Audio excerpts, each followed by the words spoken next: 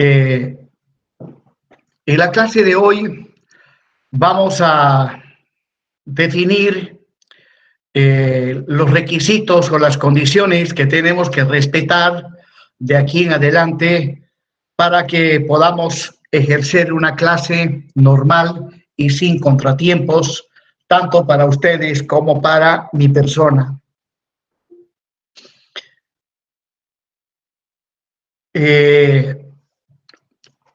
Una de las condiciones que vamos a cumplir todos es que nos vamos a dar un tiempo máximo de 10 minutos de tolerancia, para que ustedes puedan solicitar su admisión a la clase virtual. Seguramente ustedes están observando la pantalla. En este momento tengo las 8:12. Bien, hoy había mandado un mensaje donde indicaba que las clases empezaban a las 8. Entonces, si la clase empieza a las 8, ustedes tienen 10 minutos para ingresar al aula virtual. Pasado esos 10 minutos, yo inmediatamente empiezo a avanzar los diferentes temas que vamos a ver en esta materia. De ahí que los alumnos que se retrasen, yo no puedo estar suspendiendo a cada rato la clase para poderles admitir. No sé si ustedes me entienden, ¿no? Entonces, queda claro que vamos a tener 10 minutos de tolerancia para que ustedes ingresen al aula virtual. Bien, con respecto a la materia de SIP 204, análisis de estructuras hiperestáticas, esta es una materia importantísima en la formación de un ingeniero civil. Por cuanto aquí vamos a ver los diferentes métodos que en la actualidad utilizamos para el análisis justamente de estructuras hiperestáticas. Ustedes hasta la fecha presente han estado viendo en las diferentes materias el análisis de estructuras isostáticas. Es más, uno de los requisitos ineludibles para cursar la materia de SIP 204 es que el alumno deberá tener conocimientos sólidos en cuanto al análisis de estructuras isostáticas. Al respecto, debo comentarles que la realidad muestra que hay un buen porcentaje de estudiantes que no tiene una buena formación en esto que estoy denominando el análisis de estructuras isostáticas. Y esa es una de las causas por las cuales los alumnos reprueban la materia de SIP 204. Me animo a decir que aquel alumno que sabe analizar estructuras isostáticas prácticamente la tiene vencida la materia de SIP 204. Aunque en esta materia se ve estructuras hiperestáticas, como veremos más adelante, toda estructura hiperestática se la analiza en base a estructuras isostáticas. Entonces, la base fundamental para cursar la materia de SIP 204 es isostática y desde luego también resistencia de los materiales.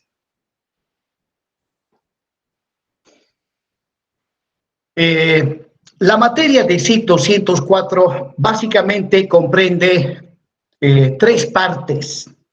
La primera parte, que es lo que vamos a ver hoy, empezaremos a ver hoy, trata del cálculo de las deformaciones de estructuras isostáticas aplicando el método de los trabajos virtuales. Luego, la segunda parte corresponde a el análisis de estructuras hiperestáticas aplicando el método de las fuerzas, también denominado método de las flexibilidades. Y finalmente, la tercera parte de esta materia comprende el tema de el análisis de estructuras aplicando el método de las deformaciones, también llamado método de las rigideces. Al margen de los métodos que acabo de mencionar, hay otro método muchísimo más poderoso, que es el método de elementos finitos. Ese método no lo vemos en esta materia. Primero, que el tiempo no nos da.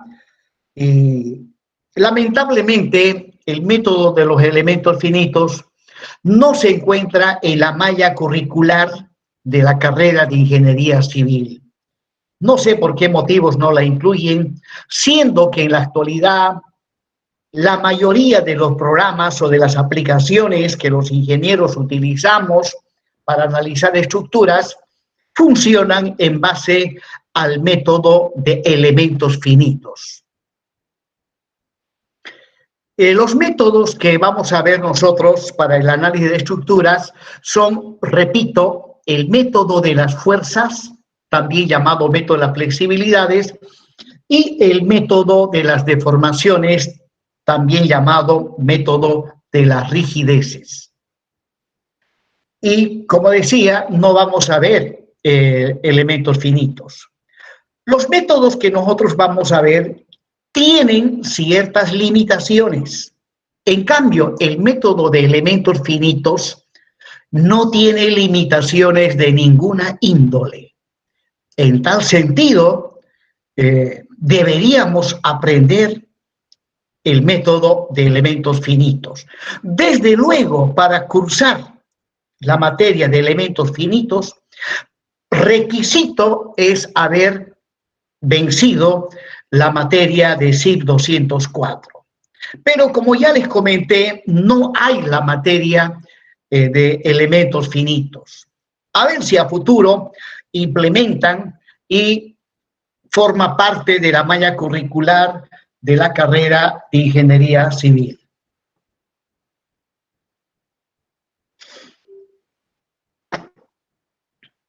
Bien, vamos a empezar con el primer tema, que como había mencionado, este tema trata del cálculo de las deformaciones de estructuras isostáticas aplicando el método de los trabajos virtuales. Este método fue desarrollado allá por el año 1600 y pico, 1650, 1670, donde en esos tiempos grandes ingenieros como Clapeyron, Moore, Castigliano y otros desarrollaron toda la ciencia que actualmente nosotros utilizamos para el análisis de estructuras. Si hablamos del año 1650, 1670, estamos hablando de una época donde el hombre aún todavía no había descubierto la energía eléctrica, no había descubierto aún todavía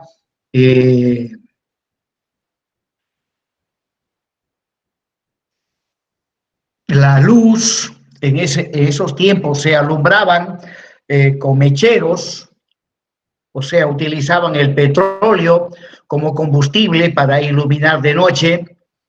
Lo que sí ya en esos tiempos recién nomás habían inventado la imprenta. Recordarán que fue un alemán, de apellido Gutenberg, quien fue el que inventó la imprenta. Y ese fue el paso inicial para que el conocimiento y la ciencia llegue a mayor cantidad de personas. Pues bien, sin más vueltas, vamos a pasar a ver el método de los trabajos virtuales aplicado al análisis de estructuras isostáticas.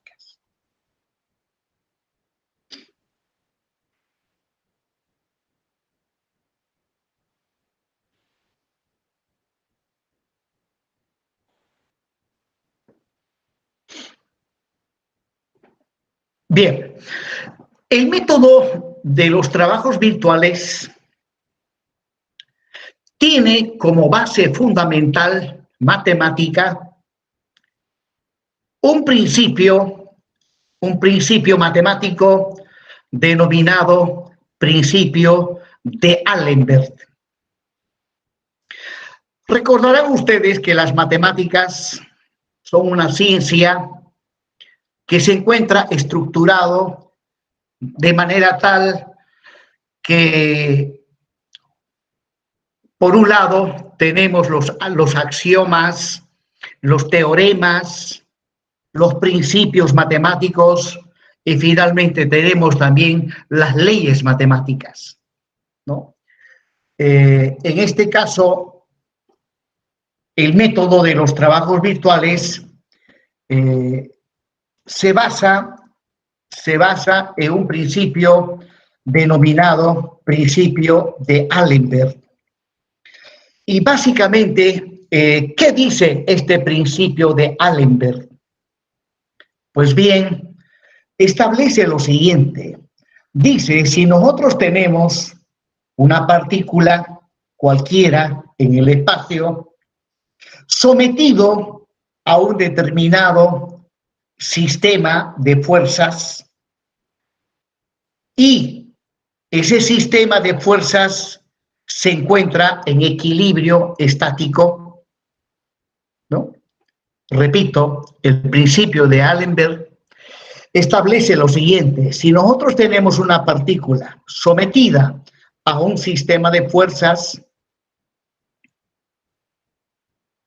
en equilibrio estático, o sea, es una partícula que está sin movimiento, en otras palabras, la sumatoria de todas las fuerzas que actúan sobre esa partícula es igual a 0. Y ahora, si nosotros imaginariamente asumimos que esa partícula entra en movimiento,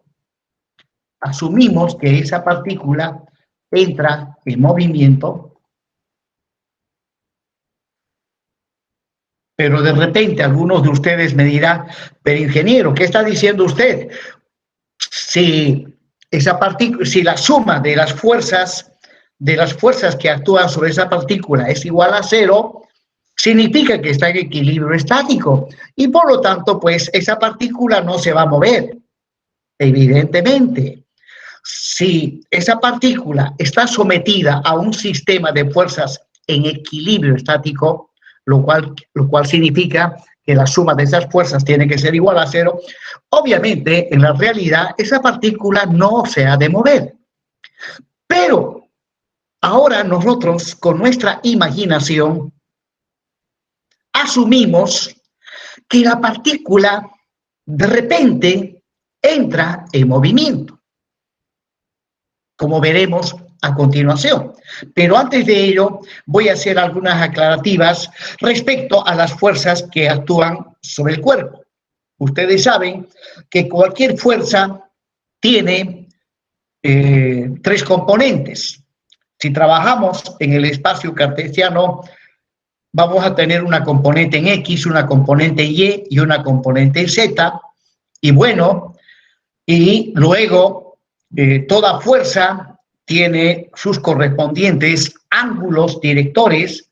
Ahí está el ángulo director con respecto al eje X, el ángulo director con respecto al eje y el ángulo director con respecto al eje Z. Pues bien, utilizando los ángulos directores de la fuerza F sub I, puedo hallar inmediatamente sus componentes cartesianas, ¿no? Ahí está la componente en X, la componente en Y y la componente en Z, ¿no? Y bueno, donde, como acabo de mencionar, esos ángulos no son otra cosa que los ángulos directores de la fuerza FCI. Bueno, y los cosenos, coseno de alfa sub i, coseno de beta sub i, coseno de alfa sub i, se les denomina los cosenos directores. Ahora, ¿qué dice la primera condición de la estática? Sencillo, que la suma de todas las fuerzas que actúan sobre la partícula tiene que ser igual a cero, ¿no? O sea, matemáticamente hablando, ahí está la primera condición de la estática, la sumatoria de las fuerzas tiene que ser igual a cero. Y justamente la partícula del cual estoy en este momento mencionando, como dije desde un principio, es una partícula que está en equilibrio estático. Por lo tanto, esta ecuación se ha de satisfacer plenamente. Se ha de satisfacer plenamente, ¿no? O sea, la sumatoria de fuerzas en X tiene que ser igual a cero, la sumatoria de fuerzas en Y también tiene que ser igual a cero, y la sumatoria de fuerzas en Z tiene que ser igual a cero. Resulta que desde el punto de vista de las matemáticas, la primera condición de la estática lo podemos manejar a través de una sola ecuación, esta que estoy mostrando con el puntero. Pero para ello tenemos que hacer previamente un curso de álgebra vectorial. Y sé que ese curso ustedes no lo han hecho. Por lo tanto, lamentablemente, tenemos que trabajar de manera escalar, ya no de manera vectorial. Y cuando trabajamos de manera escalar, la primera condición de la estática, algo está pasando acá, dice, sumatoria de fuerzas en X igual a cero, sumatoria de fuerzas en Y, sumatoria de fuerzas en Z igual a cero. Tengo que manejar tres ecuaciones, cuando desde el punto de vista vectorial se maneja una sola ecuación. Bueno, entonces, prosiguiendo,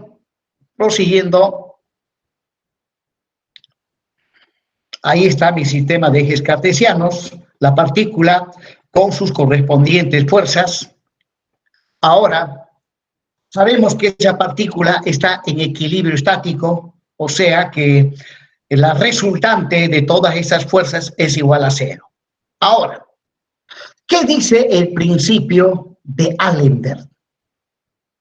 Dice, si nosotros con nuestra imaginación cerramos los ojos y empezamos a imaginarnos que la partícula entra en movimiento. Entonces, si imaginariamente la partícula entra en movimiento, recorriendo una cierta distancia delta, entonces este principio dice que el trabajo realizado por el sistema de fuerzas que actúan sobre la partícula ha de ser igual a cero. Donde el desplazamiento imaginario lo estoy representado por medio de la letra griega delta con una barrita encima. Toda vez que veamos una barrita encima, significa que es algo imaginario, que no es real, que es algo que está solamente en nuestra mente, en nuestra imaginación. O sea, delta es lo que llamaremos un desplazamiento virtual o desplazamiento imaginario. Por lo tanto, el principio de Allenberg dice, si una partícula que se encuentra sometida a un sistema de fuerzas en equilibrio experimenta un desplazamiento virtual, imaginario, delta, el trabajo virtual realizado por el sistema de fuerzas en equilibrio dice que es igual a cero. Bueno, desde el punto de vista real, ¿ya? La partícula, en primer lugar, nunca se va a mover. Y si no se mueve, pues no hay trabajo. Recuerden que para que exista trabajo, tiene que movimiento. Pues bien, entonces,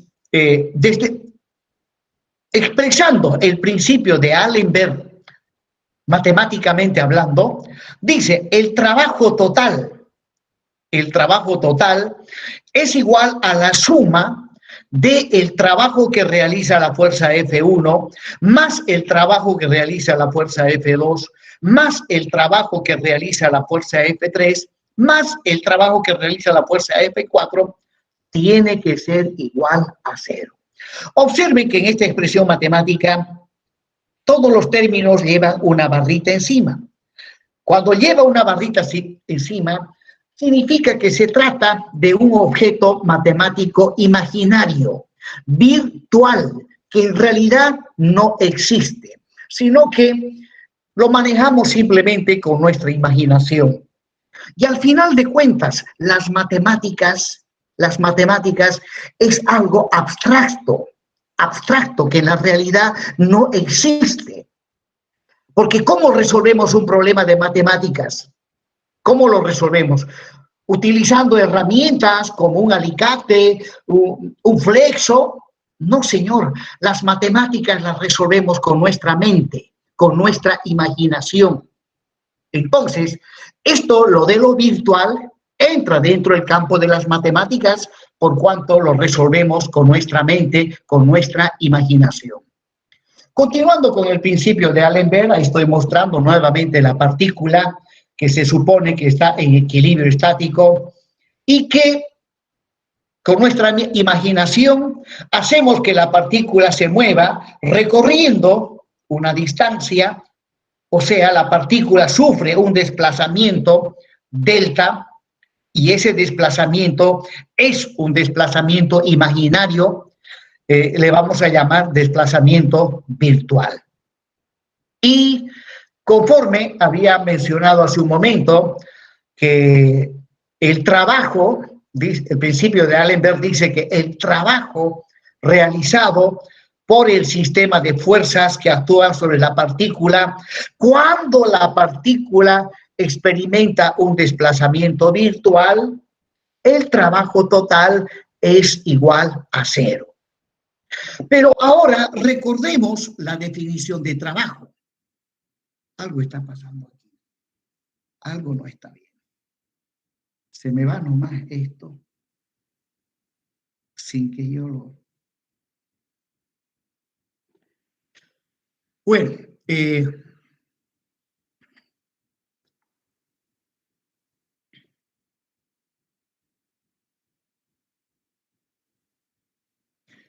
Bueno, me van a disculpar, se me ha desconfigurado.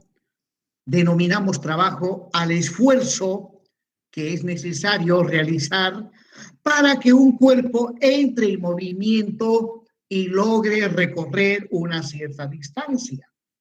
Esa es la definición básica de trabajo, que ustedes lo han visto desde Física 100 y seguramente lo han ido viendo en otras materias también, esto que estoy mencionando en cuanto a la definición de trabajo, ¿no? Acá dice, denominamos trabajo al esfuerzo realizado sobre un cuerpo cuando éste se mueve una cierta dirección recorriendo una cierta distancia. Claro, y justamente eso es lo que tenemos en la figura. Una partícula que está en equilibrio estático, imaginariamente sufre un desplazamiento virtual, por lo tanto, al producirse un desplazamiento, pues se produce trabajo. Y el trabajo, recordarán ustedes, no es otra cosa que el producto escalar de un vector llamado vector posición por el vector fuerza, ¿no? Si es que trabajamos vectorialmente. Si trabajamos escalarmente, el trabajo es simplemente fuerza por distancia por coseno de tita, y el trabajo puede ser positivo o negativo.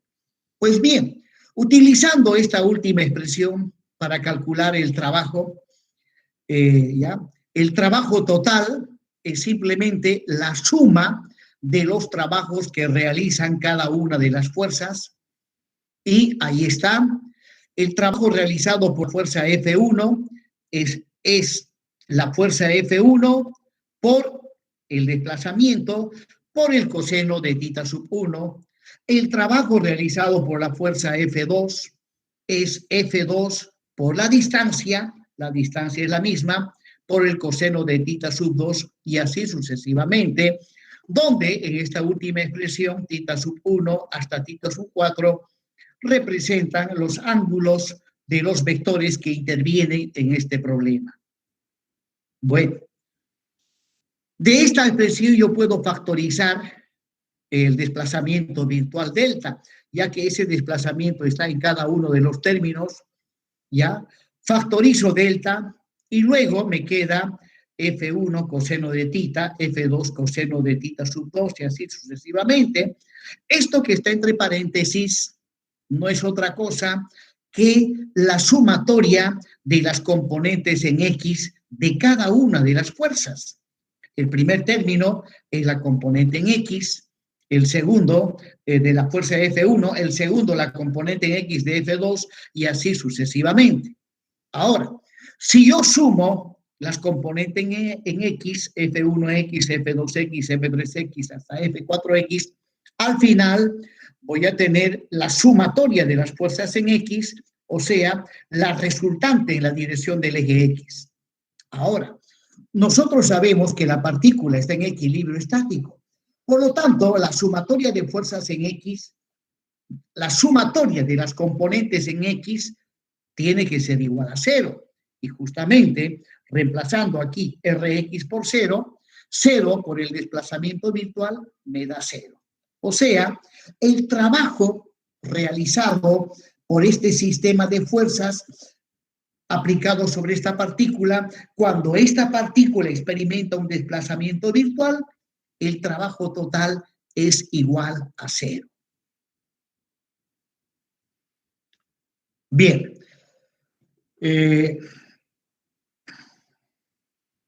Algo no está bien acá, carajo.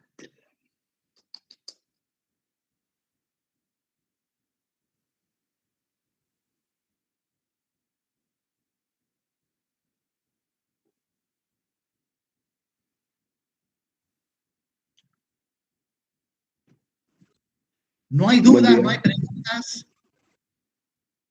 No, ingeniero.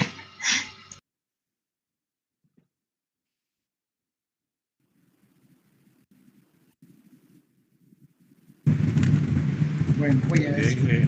Todo bien, ingeniero, está bien, claro.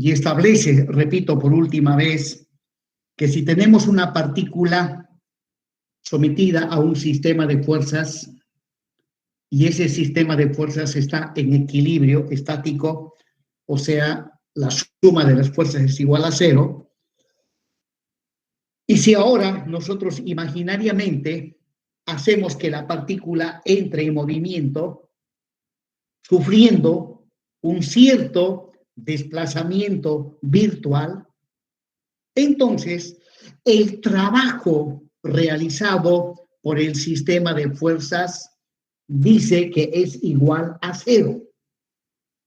El trabajo es igual a 0. Y cuando hablamos de trabajo, pues la fórmula matemática de trabajo dice que el trabajo realizado por una fuerza es el producto de la fuerza por la distancia recorrida por el coseno del ángulo, ¿no? Eso es lo que hemos estado mostrando hace un momento, ¿ya? Aquí están las expresiones matemáticas, donde aquí he calculado el trabajo realizado por la fuerza F1, el trabajo realizado por la fuerza F2, ¿no? Es fuerza por distancia, por el coseno. Esa es la fórmula general para el cálculo del trabajo realizado por una fuerza.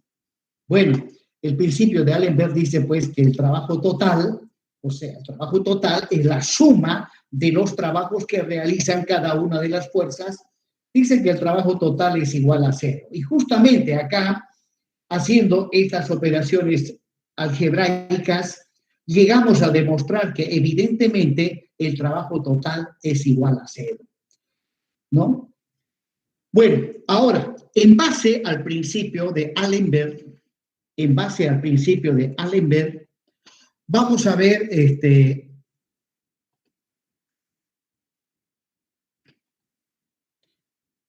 esto ya lo hemos visto, la definición de trabajo.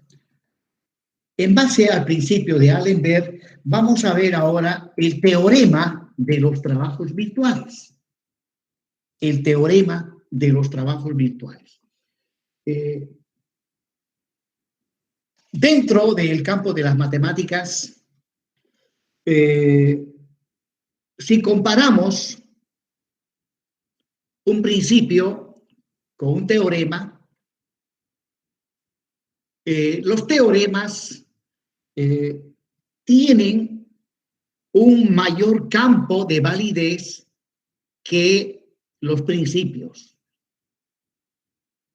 En este caso, en base al principio de los trabajos virtuales, nos planteamos un teorema matemático de los trabajos virtuales, donde este teorema, o sea, el principio de los trabajos virtuales, lo podemos aplicar ya no a una partícula, sino a un cuerpo rígido. Un cuerpo rígido no es otra cosa que la unión de miles y miles de partículas. Entonces, si nosotros ahora aplicamos el principio de los trabajos virtuales a un cuerpo rígido, entonces, al aplicarlo a un cuerpo rígido, da como resultado el siguiente teorema.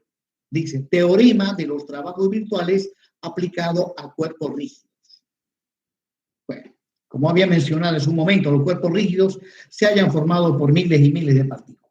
¿Qué dice este teorema de los trabajos virtuales aplicados a cuerpos rígidos? Dice, si un cuerpo rígido sometido a un sistema de fuerzas en equilibrio estático experimenta un desplazamiento virtual imaginario cualquiera, pero que sea compatible con las características de sus apoyos, el trabajo total, virtual o imaginario, realizado por el sistema de fuerzas en equilibrio, es igual a 0. Observarán que este teorema tiene mucha similitud con el principio de los trabajos virtuales aplicado a una partícula. En este caso, ya no es una partícula, sino un cuerpo rígido. Y para cuando se manejan cuerpos rígidos, pues el principio de los trabajos virtuales prácticamente es lo mismo. Simplemente, en vez de decir partícula, decimos cuerpo rígido. Y por lo tanto, si tenemos un cuerpo rígido sometido a un sistema de fuerzas que está en equilibrio estático y este cuerpo imaginariamente sufre un desplazamiento virtual, entonces el trabajo virtual realizado por las fuerzas que actúan sobre el cuerpo ha de ser igual a 0. Bien, eso en cuanto al principio de los trabajos virtuales aplicado a cuerpos rígidos. Pero ahora viene lo más importante. El teorema de los trabajos virtuales, ¿ya?, aplicado a cuerpos elásticos. ¿Ya? Entonces, si nosotros aplicamos el principio de los trabajos virtuales a cuerpos elásticos, recuerden que los métodos que actualmente utilizamos para resolver o analizar estructuras, sean isostáticas o hiperestáticas, una de las hipótesis que la asumimos como totalmente válida es que el cuerpo tiene que tener un comportamiento elástico. Esa es una de las hipótesis que la asumimos como totalmente válida para el análisis de estructuras, sean isostáticas o hiperestáticas. Entonces, ahora, si nosotros aplicamos el principio de los trabajos virtuales, ya no a un cuerpo rígido, ya no a un cuerpo, sino a un cuerpo elástico, un cuerpo que se puede deformar. Los cuerpos elásticos se caracterizan por el hecho de que cuando les aplicamos cargas, inmediatamente se deforman. Retiramos las cargas y el cuerpo vuelve a su forma original, ¿no? Esa es la característica de un cuerpo 100% elástico. Y justamente esa es la hipótesis que vamos a manejar de aquí en adelante. Obviamente hay cuerpos que no tienen nada de elástico, como por ejemplo las estructuras de hormigón. El hormigón, ustedes saben que es un material que se obtiene mezclando ripio, arena, cemento, agua y algunos aditivos. Luego, al cabo de cierto tiempo, el cemento endura y obtenemos una piedra artificial. Esa piedra artificial, que es el hormigón, no tiene comportamiento elástico. De ahí que en la actualidad, ¿ya? Para cuerpos que no son elásticos, han desarrollado nuevos conocimientos para el manejo de ese tipo de cuerpos. Bien, sin embargo, la mayoría de los cuerpos tienen un comportamiento elástico cuando las cargas son relativamente pequeñas. Cuando las cargas son relativamente pequeñas, los cuerpos suelen tener un comportamiento elástico. En ese caso, entonces, podemos aplicar esto que estoy llamando el teorema de los trabajos virtuales, que consiste en aplicar el principio de los trabajos virtuales a cuerpos elásticos. Bien, ¿qué dice este teorema? Recuerden que los cuerpos elásticos, cuando le aplicamos cargas, se deforman. Retiro las cargas y el cuerpo vuelve a su forma original. Bien, el teorema de los trabajos virtuales aplicado a cuerpos elásticos dice lo siguiente. Primero, los cuerpos elásticos se deforman cuando se les aplica cargas y vuelven a su forma original una vez que se retiran las cargas. Al deformarse, sus diferentes partículas experimentan desplazamientos lineales o angulares a nivel microscópico. Repito, una estructura elástica al deformarse, sus diferentes partículas experimentan desplazamientos lineales o angulares a nivel microscópico, ya que se asume que una partícula es un elemento de tamaño infinitesimal. Bien, veamos. Dice lo siguiente, el teorema de los trabajos virtuales aplicado a cuerpos elásticos. Para un cuerpo elástico sometido a un sistema de fuerzas externas en equilibrio estático, ¿no? Para un cuerpo elástico sometido a un sistema de fuerzas externas en equilibrio estático. Hasta ahí, idem en cuanto al concepto del principio de los trabajos virtuales, ¿no? Cuando se trata de una partícula, dice, si una partícula está sometida a un sistema de fuerzas en equilibrio. Si se trata de un cuerpo rígido, ¿qué decimos? Para un cuerpo rígido que está sometido a un sistema de fuerzas en equilibrio estático. Entonces, ahora simplemente estamos hablando de cuerpos elásticos. Entonces, para un cuerpo elástico sometido a un sistema de fuerzas externas en equilibrio estático, ¿ya?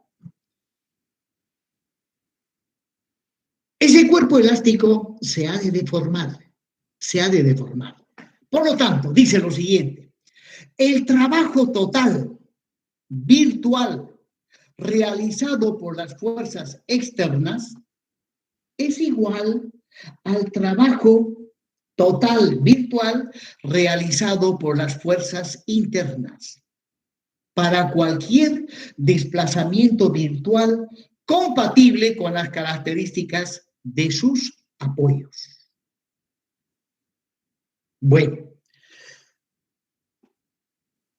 cuando analizamos cuerpos elásticos, tenemos que diferenciar entre aquellas fuerzas o cargas denominadas cargas externas, ya que, por otro lado, también tenemos en la misma estructura las cargas internas, también denominado esfuerzos internos. En el caso de un pórtico plano, ese pórtico puede estar sometido a cargas puntuales, cargas distribuidas. Esas son las cargas externas. Las reacciones que aparecen en los apoyos también son cargas externas. ¿Y cuáles son las cargas internas? O también llamada fuerzas internas. Son los momentos, los normales, los cortantes, los torsores, ¿ya? Son fuerzas que están al interior del material, Por eso se les llama fuerzas internas. Pues bien, repito entonces este teorema. Dice que para un cuerpo elástico sometido a un sistema de fuerzas externas en equilibrio estático, el trabajo realizado por esas fuerzas externas dice que es igual a el trabajo realizado por las fuerzas internas. Miren, cuando a un cuerpo elástico le aplicamos fuerzas, el cuerpo se deforma. Y al deformarse, el cuerpo adquiere una energía llamada energía de deformación del cuerpo. Luego, cuando retiro la carga externa, el cuerpo vuelve a su forma original. Pero la pregunta es, ¿cómo es que vuelve a su forma original? ¿Quién hace que el cuerpo vuelva a su forma original si ya la carga externa la hemos retirado?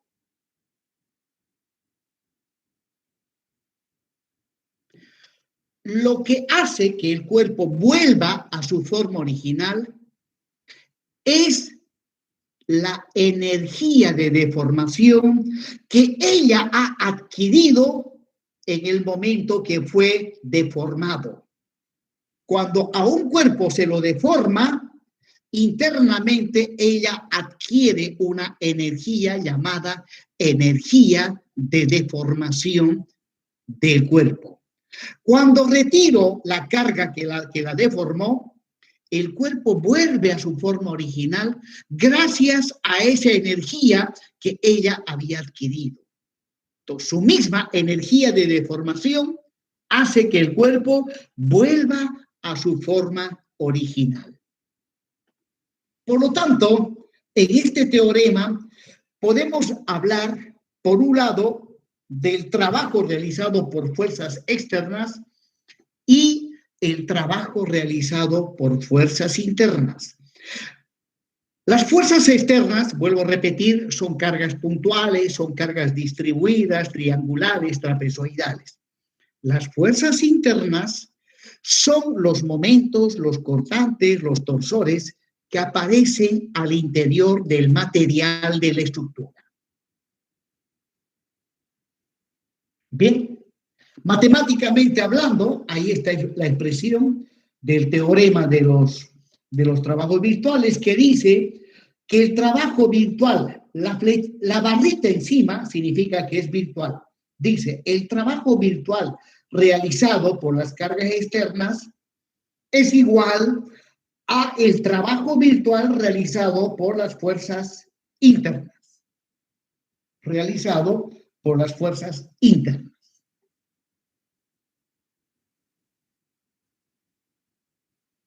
Bien, jóvenes, ya tengo las 9. Hoy he hecho una pequeña introducción a los conceptos teóricos que nosotros vamos a manejar a lo largo de todo este semestre. Y uno de los conceptos que lo vamos a manejar permanentemente es justamente el teorema de los trabajos virtuales aplicado a cuerpos elásticos, que dice que el trabajo virtual realizado por las cargas externas tiene que ser igual al trabajo virtual realizado por las cargas internas. Bueno, el teorema de los trabajos virtuales no siempre se cumple. Por ejemplo, si nosotros aplicamos cargas a una estructura elástica y al deformarse la estructura desprende calor, al deformarse la estructura desprende calor, entonces parte del trabajo o de la energía que le estamos transfiriendo al cuerpo se transforma en energía calorífica y luego el resto se transforma en energía de deformación del cuerpo.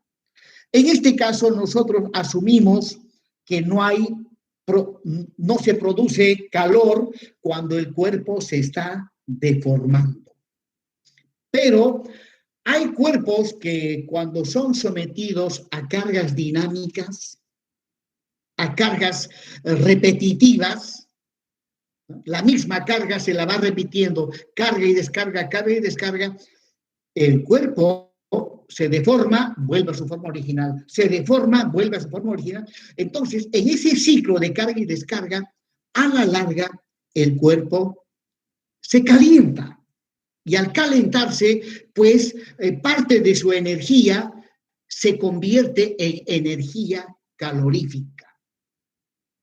Cuando la estructura principalmente suele estar sometida a cargas dinámicas. Menos mal, la mayoría de las estructuras están sometidas a cargas estáticas. Al menos dentro del campo de la ingeniería civil, los profesionales ingenieros civiles trabajamos fundamentalmente con estructuras que están sometidas a cargas estáticas. Bien, jóvenes, hoy voy a dar por concluida la clase de hoy y ya el día sábado vamos a ampliar. Sin embargo, hoy mismo les voy a enviar un libro por WhatsApp, les voy a enviar un libro para que estudien el capítulo del método de los trabajos virtuales, ya que ustedes están en proceso de aprendizaje, ustedes son los que tienen que estudiar más que yo, ya. En tal sentido, les voy a enviar por WhatsApp un libro de estructuras. Van a estudiar el tema de métodos de trabajos virtuales, me hacen un resumen para el día sábado. Un resumen para el día sábado. Bien, jóvenes. Entonces, doy por concluida la clase de hoy y nos estamos viendo vía virtual el día sábado a las 7 de la mañana. O si de repente alguien tiene alguna duda, alguna pregunta, alguna inquietud, le escucho en este momento. Buen día. Sí, una inquietud más que todo. Ya. Disculpe, ¿qué pasaría, digamos, no sé si le ha pasado a usted, que en el momento de que el ingeniero hidráulico realice el diseño de una alcantarilla, topase con el bulbo de presiones de un edificio o de una vivienda? ¿Cuál sería la consecuencia?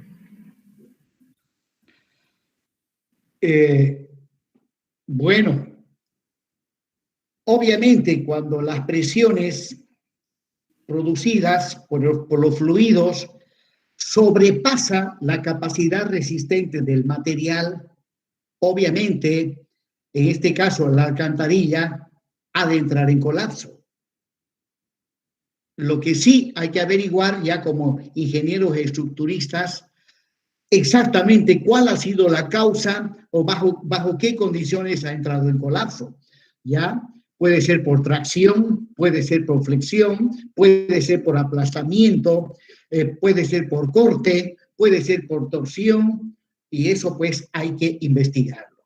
Entonces, los ingenieros especialistas en el diseño de sistemas hidrosanitarios, ellos son los que tienen que hacer un buen diseño, un buen cálculo, garantizando que las presiones generadas por los fluidos no sobrepasen las capacidades resistentes de los materiales. No sé si le he dado respuesta a la pregunta que me ha planteado. Sí, ingeniero, muchas gracias. Otra pregunta, ingeniero. Disculpe, he visto que el primer tema está en el pénsul de mecánica racional, en el programa analítico, perdón. Entonces, yo me preguntaría, digamos, si esto aquí deberíamos verlo en mecánica racional, cuando usted dé esta materia, digamos, en vez de los trabajos virtuales, veríamos, aparte de los dos métodos que vamos a avanzar, que es el método de la flexibilidad y de la rigidez, y veríamos, digamos, con usted otro tema, o solamente esos dos abarcaría su materia. Mires, si lográramos que el docente de, no sé qué, CIP 200, no sé, CIP 224 parece que es, cumpliese el programa analítico, entonces allá ustedes tendrían que haber visto el método de los trabajos virtuales, ¿ya? Y luego, obviamente, llegando a esta materia, haríamos un repasito rápido para recordar y luego, pues, llegaríamos a ver con mayor amplitud,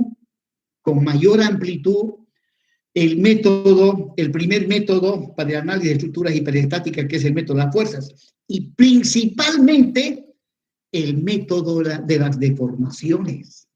Ese es el método, junto con el método de elementos finitos, ya el método de las deformaciones o método de las rigideces es el que se utiliza en la actualidad para resolver estructuras. La mayoría de los programas o aplicaciones están en base al método de las deformaciones y en base al método de elementos finitos. Lamentablemente, aquí tenemos que perder bastante tiempo y a lo más importante, apenas nos da para ver el inicio. ¿Ya? Espero que a futuro, ¿no? Si de repente en el grupo hay integrantes del centro interno de la carrera, esta inquietud a través del consejo de carrera, hay que hacerle conocer al director de carrera. Yo ya le hice conocer este problema, pero pues él solito no resuelve, él solito no cambia el contenido de los programas analíticos de las materias, tiene que ser a través de un consejo de carrera, o bien mucho mejor si se realizan jornadas académicas. Pienso que ya es hora de hacer jornadas académicas para actualizar los contenidos de nuestros programas analíticos, porque la ciencia no se detiene. Cada día que pasa van apareciendo nuevas innovaciones, nuevos conocimientos, y nosotros no podemos vivir atrasados en ese campo. Bien, jóvenes. Bien por su inquietud, pero por el momento vamos a continuar nomás como hemos estado. Más bien habría que gestionar, ver la forma de que se lleven adelante jornadas académicas para actualizar los programas analíticos. Muchos conocimientos que actualmente se imparten ya no se usan ya en el campo profesional. Hay cosas nuevas y hay que actualizarnos, y cuanto más pronto, pues va a ser de mayor beneficio para ustedes. Bien.